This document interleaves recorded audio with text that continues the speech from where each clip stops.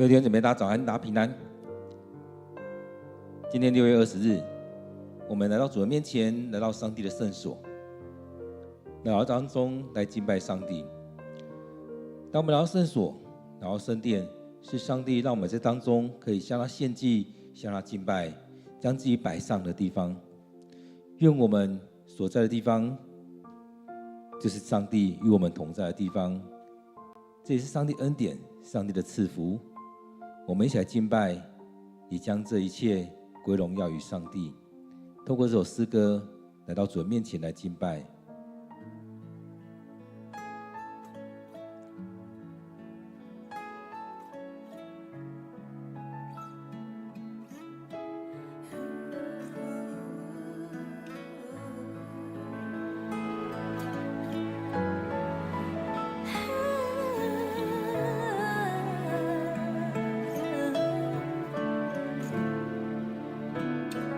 当天地一片黑暗，你话语照亮全世界，荣耀充满全地。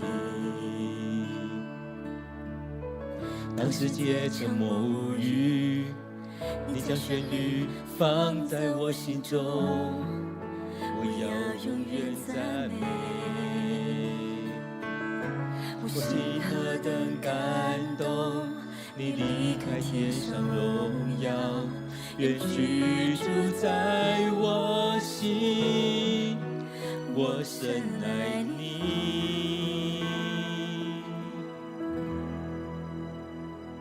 我要敬拜你，主，你恢复我生命，献上我心，成为你的圣所，唯有你耶稣能得着我的心。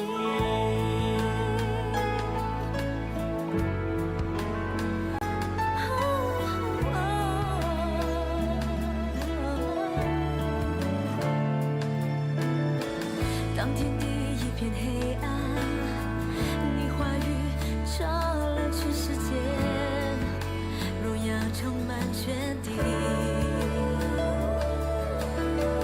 当世界沉默无语，你将旋律放在我心中，我要永远赞美。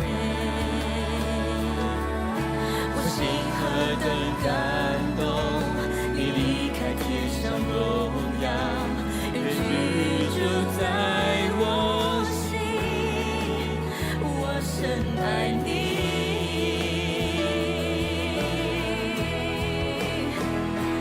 我要敬拜你，主，你恢复我生命，献上我心，成为你的圣所，唯有你耶稣能得着我的心。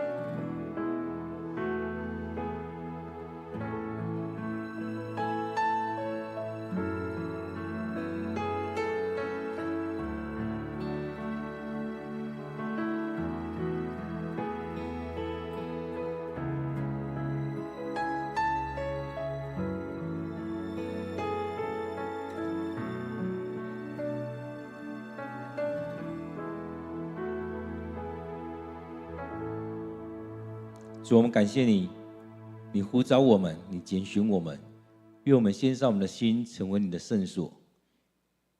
愿耶稣你得着我们，让我们在当中倚靠你，让我们在当中被你来拣选，被你使用。感谢主，你就在我们生命里面。主，我们愿意将自己献上，成为活祭，让我们成为主你所拣选、主你所喜爱的。即使世界一片黑暗，你的话语照亮我们生命当中；即使世界沉默无语、鸦雀无声，你的旋律在我们生命里面，让我们永远来到你面前，都张开我们的口，张开我们的双手来敬拜你。愿你就在我们生命里面，成为我们帮助，成为我们生命的源头。在这一切当中，让我们降服于你。主，当我们来到你面前，愿我们单单的仰望你，领受你的恩典，你的带领。感谢主，我们要将这一切都归荣耀于你，将这一切都陈列在主你面前。愿主悦纳。感谢主，我们将祷告祈求都奉靠主耶稣的名，阿们。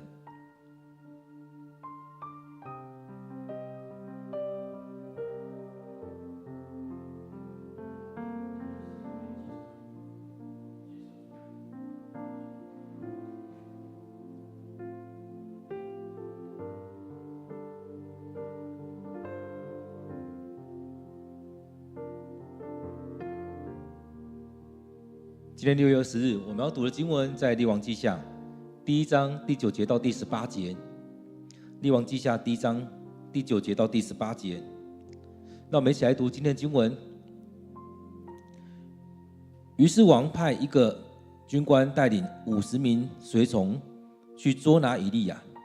那军官找到以利亚，他正坐在一座山丘上，就对他说：“神的人啊，王命令你下来。”以利亚说：“如果我是神的人，愿火从天上降下来，烧死你和你的部下。”立刻有火从天上降下来，烧死了那军官和他的部下。王又派另一个军官带领50名随从去对以利亚说：“神的人啊，王命令你马上下来。”以利亚说：“如果我是神的人，愿火从天上降下来，烧死你和你的部下。”立刻有火从天上降下来，烧死了那军官和他的部下。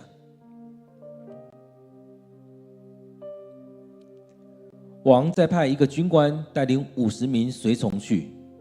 那军官上山去，跪在以利亚面前恳求说：“神的人啊，请怜悯我和我的部下，救我们的性命。”其他2个军官和他们的部下都被天上降下的火烧死了，但是求你可怜我。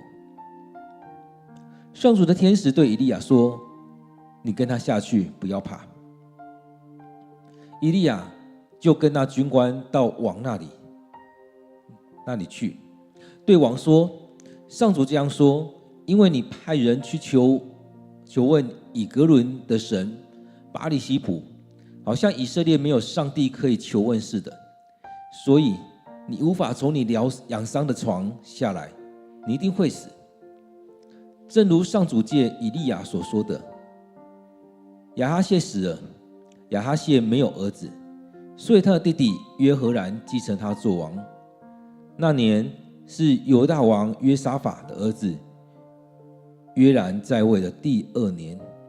亚哈谢其他的事迹一一记载在以色列列王史上。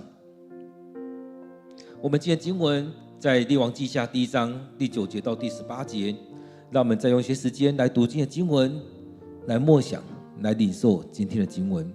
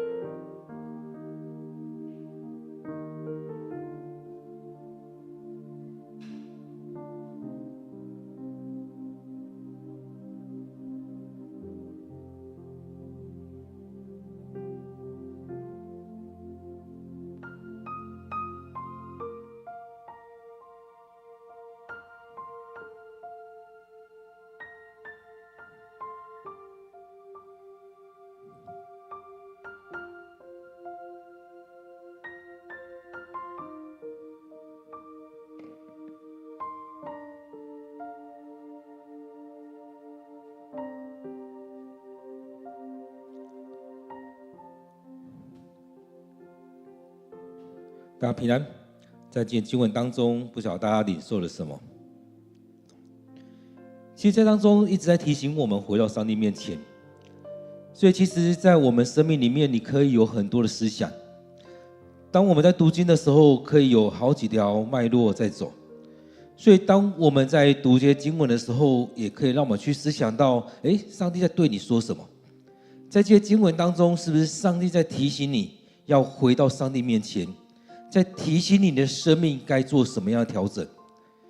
所以在我们生命里面，其实很多时候我们都是这样子，回到上帝面前来去思想，去观看上帝的作为，去领受上帝的恩典。所以当我们在读经的时候，是不是也看到在当中每一次上帝都一直在呼唤你，某某人回来回来。所以当我们回到上帝面前的时候，也会能够去经历到，哇，上帝用心良苦，上帝要我们回到他的家中，回到他的面前来。所以在今天经文里面，其实我们在看列王记下第1章的时候，其实在提醒的是，在你的生命当中，难道没有这个上帝吗？这不是一直带着你们家族离开那困难的上帝吗？其实在我们生命里面有很多的资源，在我们生命当中有很多的恩典，但当我们没有去数算的时候，没有去看这些的时候，你会觉得好像都没有。很多人会一直抱怨，为什么上帝没有与我同在？为什么这个？为什么那个？但是当我们真的好好去看待这些的时候，会发现并不是没有这些恩典，而是我们不愿意去面对。常常是我们不愿意去面对，常常是我们脱离这些。很多人都会觉得上帝不爱我，为什么特别喜欢谁？为什么特别爱谁？但是有没有看到你的生命是怎么长？我们看到有很多很乖很顺服的人，他该怎么做他都照着这样做，而在当中他也领受很多的恩典。但是有些人怎么样，就是不要，一直在抱怨，一直在用很多的方式，然后才说上帝怎么都不听我祷告。所以我们也会常常在提醒说，难道不是像雅各书所说的一样吗？你们得不着是因为你们不求，你们求也得不着是因为你们滥求。而那些人为什么他们凭什么可以得着？因为他们愿意花更多的时间来到上帝面前，来认识这位上帝，然后顺着上帝的心意来到他面前来敬拜他。面对许多事情，愿意回到上帝面前来。所以当这个亚哈谢王他生病的时候，他第一个想到的是巴力西卜。虽然在他的生命里面，他认识，或许说只是知道这个神，耶和华上帝这个神，但对他来讲，他倚靠的是巴力西卜，所以他很自然的去寻求这位上帝，这位神。因此，上帝差遣以利亚去对亚哈谢的使者说：“你回去跟你的王讲，难道以色列没有上帝吗？一定要去找其他人吗？要去找其他的神吗？”或许有人会觉得，哇，这个上帝在吃醋，并不是，而是你在当中你在寻求的是什么？在我们生命里面也是一样，你在找这么多的吗？你要找这么多，而且分门别类，各有各的专长，而且这专长是人去赋予的，并不一定他们真的有能力。所以当中我们看到，当这使者回来跟他讲完之后，我们做经文在讲这些使者跟亚哈谢王讲完之后，他问他那个是谁？他讲了那样子之后，亚哈谢王他的反应是，哇，那就是以利亚。但没想到他的下一个动作不是再去问他，也不是再求这上帝，而是派50个，应该说派一个军官带着50个随从去，派一队人马去做什么？不是把他请来是要去把他抓回来。所以当中我们看到那个军官找到以利亚的时候，他正在坐在一座山丘上，就对他说：“神的人啊，王命令你下来。”就有一个很冲突，神的人，神的仆人，王命令你下来，谁比较大？对他来讲，王比较大。因此在当中，让我们看到在这里面谁比较大？其实没有谁比较大，最重要是上帝怎么样来差遣人。所以这是上帝的仆人，那王呢？王也是上帝所拣选来当这个王，但是一个是听上帝话的人，一个是不愿意听的人。所以当我们在教会，我们也常常说，其实每个人都差不多，没有谁比较大。重点是我们是不是跟随耶稣、跟随基督、跟随上帝的人。当你有不同职分，就好好做，不在于你有哪个职分你就比较大。就像之前那个牧师现在已经退休，他也才说，在他身边里面，他们教会当中，他来牧养这些许多人。这些人有的在当中或许是高官，像有的教会里面也有市长，也有议员，也有副市长等等。有的教会里面也有这些总经理啊等等，这些看起来都是蛮有权势的人。但是他们回到上帝面前的时候是什么样子？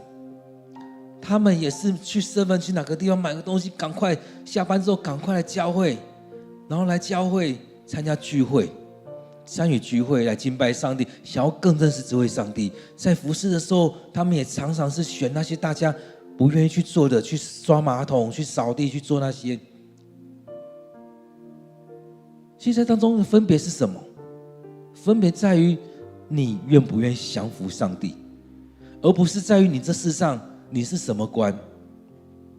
你是总统，你是副总统；你是市长，你是副市长；议长、副议长；你是董事长，你是总经理，还是我们是一般商店的老板，一般住家的家庭主妇？其实更重要的身份在于你是上帝所拣选的。我们在不同的职分上好好做好我们的事情。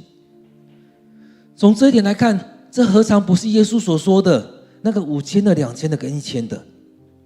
重点不在于你领了5000、2000、1000，重点在于你有没有好好的运用你的恩赐。你是5000的，你就好好运用你的恩赐，你也好好的把这个国家带好，把你的公司治理好。你是1000的，就好好把你的家庭、把教会、把你的小组带好。我们的恩赐有多有少，我们恩赐有很不一样，但是我们所领受恩赐是这样子，我们就好好的敬拜，好好的服侍，好好被上帝来使用。所以我们常常会觉得，我比较高，我比较大，我怎么样。所以当我们在教会待一段时间，应该会听到很多教会的笑话，而且笑话也常常是因为我们的生命的问题，我们没有真的降服在上帝面前，所以我们就把世上的一切搬了进来，就像以色列一样，当他们在要求要有王的时候，也就是说，哇，外面的组织是这样，我们要这样组织结构，我们也需要有王来统治我们。所以当中也让我们看到一般的人也是这样看，他还说：“神的人啊，王命令你下来，王命令你下来。”好像王比较大。所以在圣经里面，我们在看了，有人说啊，圣经里面所记载的都不详细，确实很多事情没有记载那么详细。但是你要知道，圣经里面在记载的是什么？上帝的作为，上帝的怜悯，上帝的恩典。每一种著作都有它的眼光在当中，而圣经是用信仰的眼光，是用上帝的眼光，让人把它记载下来。所以这边说：“神的人啊，王命令你下来。”以利亚听到，他就说：“如果我是神的人，如果我是神的人。”其实这句话带有很多的意涵在这当中，包含了从我的眼光来看，如果我是神的人，那愿上帝愿火从天上降下来，烧死你们，烧死你和你的部下。如果我是的话，所以这当中来看，从你的眼光来看，我是神的人吗？从我的身上来看，我是神的人吗？从上帝来看，我是他拣选，我是他的人吗？所以在这样，他在讲的也是一种哲学或者是一个逻辑的命题。如果我是，那必然发生这样的事情。他这边就立刻有火从天上降下来，烧死那军官和他的部下，所以就成就了。如果我是，所以第一个命题是，如果我是神的人；第二个命题是，因为如果我是神的人，那就会降下，火从天上降下来，烧死你。事情就这样发生了。所以在以利亚身上不就是如此吗？上帝一再一再的确立他，所以一再一再使用他，包含他去对当时的王讲话，然后他去基利西边住了一段时间，然后又进到那个寡妇的家住了一段时间。而这个寡妇对他来讲，他觉得你是神的人，但是当他儿子、他的孩子死而复活的时候，透过那个妇女来做见证，他就是神的人。这当中也是透过这当中火从天上降下来，他是神的人。这火从天上降下来，会不会想到在亚哈王那时候，他一个人对上那几百个先知？那几百个巴力先知跟那几百个亚斯他路的先知，那些先知都被烧死了，被杀死了，就这样。所以当中再次的，我相信这个过程也再次的建造了以利亚，让他确信，他说如果我是神的人，就会发生这样的事情。所以发生了，所以后来就是说他就是神的人。上帝给他这样的应许，让他更加确信，确立了他是上帝所差遣的，上帝透过他的口所说出的必然成就。所以立刻有火从天上降下来，烧死那军官和他的部下。很重要，这边是立刻，不是过了一段时间，不是过了多久，立刻。现在人也很喜欢玩一个游戏，再问另外一个人问题，那个人愣了不回答，就像礼拜天下午有一个人来找我聊一样，我们谈了很久，最后我问他：你信耶稣吗？你信基督吗？他愣在那边。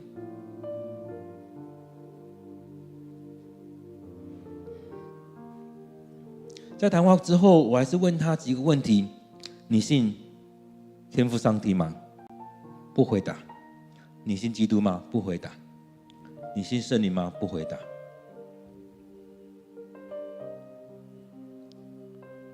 所以我就跟他说，这是最基本的告白啊！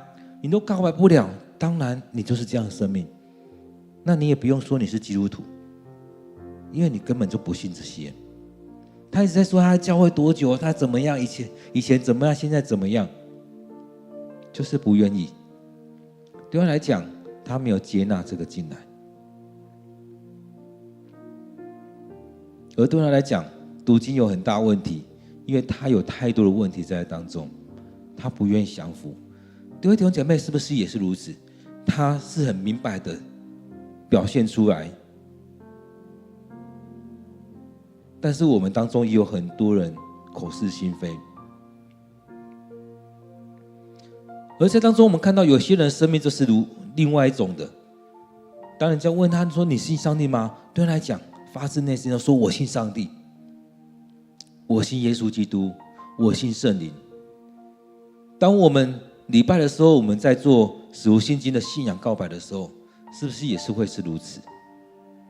你是愣了一下，还是你到某些东西你跳过去，还是那些是发自你内心的信仰告白？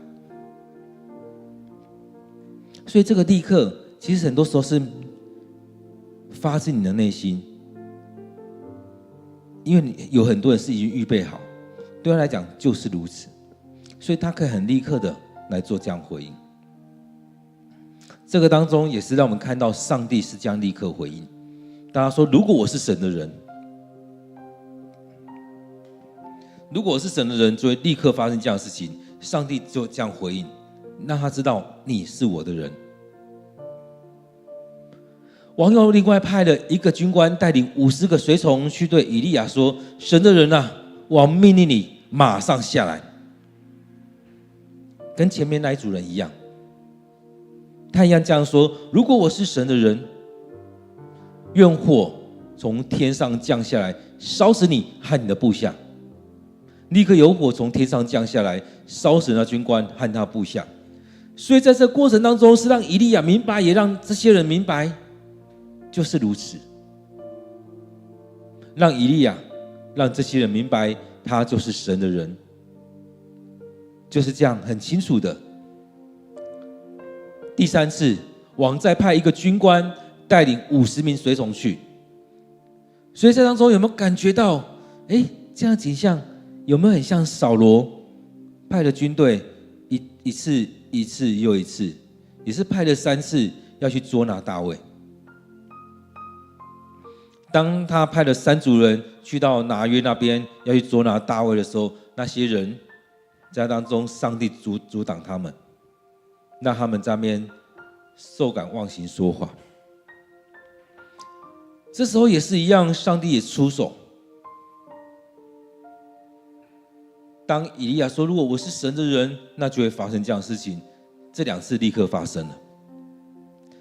第3组人来的时候，那军官不一样喽，因为他有听说，他应该有看到，虽然远远的，或许有看到，或许这50个，这军官所带这50个人去那边，后续可能有一些人也在那边看，去了解状况。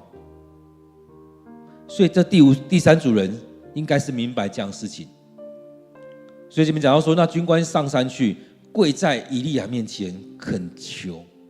所以这姿态完全不一样哦。前面是神的人，王命令你下来，王命令你下来，这个态度很不一样。王命令你马上下来，前面是王命令你下来，第二个是王命令你马上下来，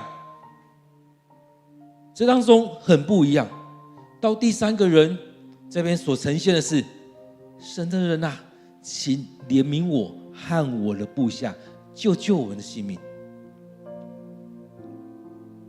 对他来讲，势必很两难，势必是很两难。第一个是要叫他下来，他们的性命可能跟前面那2组人一样，就被上帝的火烧死了。而如果他害怕的去做，然后又没有带人回去的话，王是不是也会把他杀死？会不会一样派人把他们杀死？所以对他来讲进退两难，他要去死在那边，回去死在那边，那怎么办？所以对他来讲，他来到以利亚面前说：“神的人啊，请怜悯我和我的部下，救我们的性命，不要让我们死在这边，也不要让我们死在亚哈谢那边。救我们的性命，不管我们怎么做，好像都是有个问题在当中，我们的性命不保。我们听王的死在你这边，我们听你的死在那边。求你怜悯我，请怜悯我和我的部下。”我想这军官也害怕了，这军官也看到听到了，所以他做了不一样的决定，跟以利亚这样讲：“请怜悯我和我的部下，救我们的性命，不要烧死我们，也不要让我们回去被砍头了。”其他2个军官和他们部下都被天上的火烧死了，但是求你可怜我，求你可怜我，不要让我们继续经历这样的事情，求你可怜我。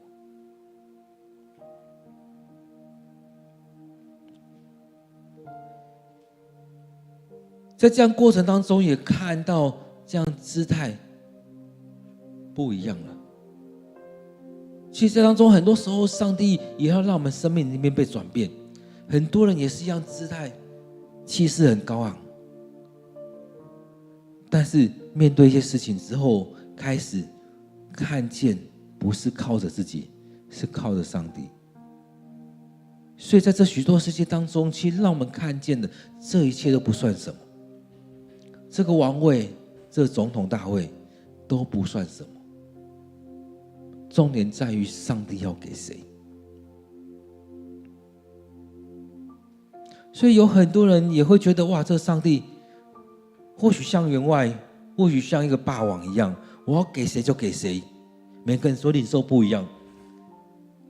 确实让我们看到的就是这样子，上帝要给谁就给谁，上帝要把这给谁就给谁，不在于看你是什么位置。所以我也蛮喜欢，当上帝差遣撒母耳去拣选大卫的时候，上帝对撒母耳说：上帝看人不像人看人，人看外表，上帝看内心。所以我们外边可以光鲜亮丽，我们可以穿得很有风味，很有气质，很有风格，我们可以穿那些很高级的服装，打扮得很亮丽。但是上帝不是看这个，看你的心，看你愿不愿意降服。我们看到这三组人，到第三组人的时候，他降服了，他求你怜悯我和我的部下。所以当他们这样子的时候，其实当他们在对以利亚说话的时候，其实那个态度也是他们在对以利亚的上帝说话，也是如此。所以在当中我们看到第15节这边，上主的天使对以利亚说：你跟他下去，不要怕。所以当中就改变了。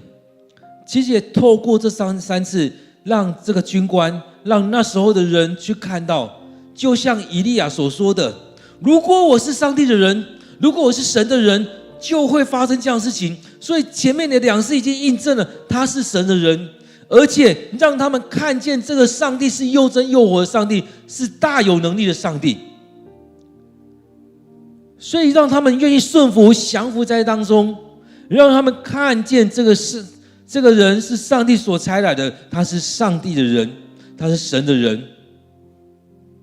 所以后续那件事情已经回来印证了他是神的人。因为他说，如果我是神的人，那就会有火从天上降下来，把你和你的部下烧死。所以前面那2批人就是如此。所以在印证以利亚就是神的人。而这边我们看到以利亚就跟那军官到王那里去，因为上帝的天使也是上帝的一个使者，传话的人，这天使来跟以利亚说：你跟他下去，不要怕，你跟他下去，不要怕。所以就是如此，让我们看到上帝的恩典，上帝的拣选，上帝在当中也在建造以利亚，稳固以利亚的心。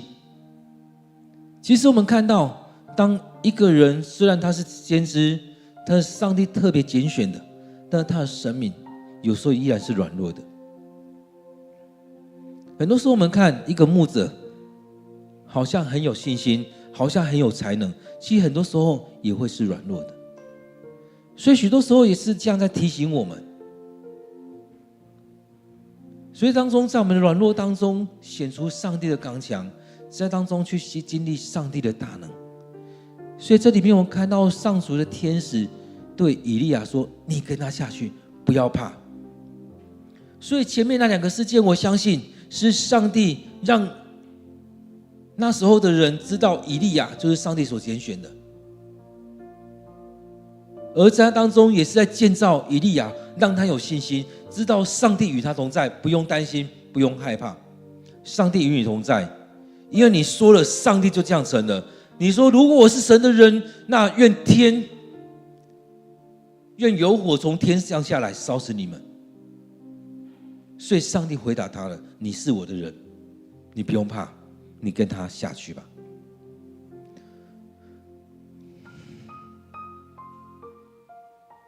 所以以利亚就跟他军官从上帝那里下去，到王那里去，然后就对王说，他去到王那边，就对王说，上主这样说，因为你派人去问以革伦的神巴力西卜，你这样做就好像以色列没有上帝可以求问似的。所以当你做这件事情的时候，你在否定上帝；当你做这件事情的时候，你就在否定上帝的同在。所以当你做这件事情，也就是在否定的这位上帝。所以不要想说上帝会在怜悯你。所以虽然透过他的使者去跟亚哈谢王讲了，这是再次跟他讲，你无法从你养伤的床下来，你一定会死。所以在讲到说你这病无法康复了，你一定会死。所以当中也让我们去看到我们的生命，我们愿不愿意回到上帝面前？很多人就会用很多的理由，甚至谈判等等的，很简单，就是在回来，你要不要回来？你要不要回到上帝面前来？所以讲到说，你无法从你的养伤的床下来，你一定会死。正如上主借以利亚所说的，亚哈谢就死了。所以上帝透过以利亚跟亚哈谢王讲，不管是这时候讲或上一次透过他的使者亚哈谢的使者带回去，都一样的话。所以讲到说亚哈谢没有儿子，说他弟弟约荷兰继承他做王。那是约兰在位第2年，他死后一样，他的事迹记载在以色列列王史上。所以在事情当中，他也在讲这样的事情记载在圣经。但是如果你们回去翻这些列王史，不管是以色列的或犹大的，其实都可以看到很多圣经里面所记载的这一些。所以这让我们去看见我们的生命，去看见我们的生命。你要不要回来？要不要回到上帝面前来？因为上帝恩典就在我们当中。其实这也在提醒我们不要离开上帝，也不要带领人陷入在罪里面。各位弟兄姐妹，让我们一样有一段时间回到上帝面前来去思想默想今天的经文。愿上帝透过当中来对你说话，也再次提醒我们，当我们在读经的时候，可以求问上帝，在当中你在说什么，在今天的经文当中你说了什么，而这些话语你怎么对我们说什么，你要对我说什么。当然在读经当中也不是如此而已，我们依然要接续往下一个，上帝你要我做什么来回应今天的经文，来回应你的恩典。让我们有些时间来默想上帝的话语。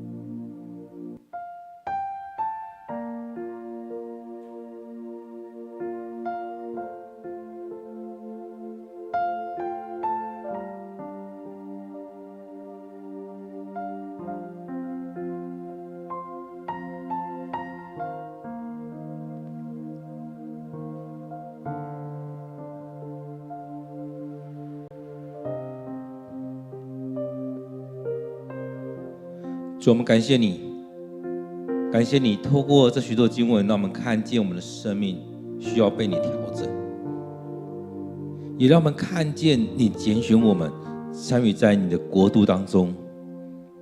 你透过许多方式来建造我们的生命，透过许多的方式让我们生命被你建造起来。主啊，愿主你在我们生命里面来引领我们，帮助我们。现在主，在我们生命当中，有很多时候我们会骄傲，我们也常常看不见其他人，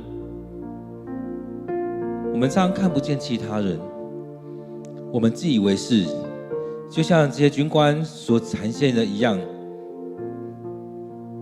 不觉得这上帝如何？所以当中也让我们更加建立起来，我们要更多的依靠你，不是用着这世上的职位，而是依靠主你的恩典，主你的大能。主啊，恳求你就在我们当中来帮助我们，让我们生命有主你的同在。现在主，愿我们的生命有主从你当中来领受恩典，让我们愿意降服、谦卑降服来到你面前。现在主带领我们更多的依靠你，更多的领受你的恩典，不让这些事情发生在我们身上，不让这样话语临到我们。当以利亚对着亚哈谢王说：“你为什么要去求问其他神？在你生命里面没有其他神了吗？”很多时候我们生命也是一样，我们常常在依靠了其他的东西，依靠了我们的人脉，依靠了我们金钱，依靠我们职位，甚至去拜其他的神。主啊，求你赦免我们，怜悯我们，让我们生命不再是陷入在那样的境况当中。现在主，愿主你与我们同在，带领我们，让我们生命更加的谦卑。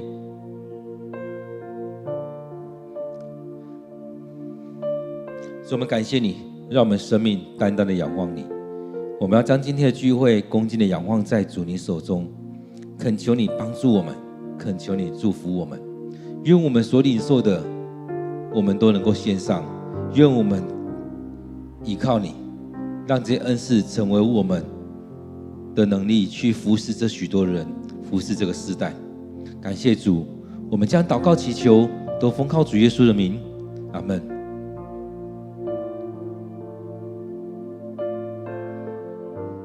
感谢主的恩典带领我们，让我们在每天当中都能够有一段时间来到主的面前，来领受上帝的恩典，也让我们愿意摆上这样的时间，让上帝祝福我们，将这样的话语放在我们生命里面。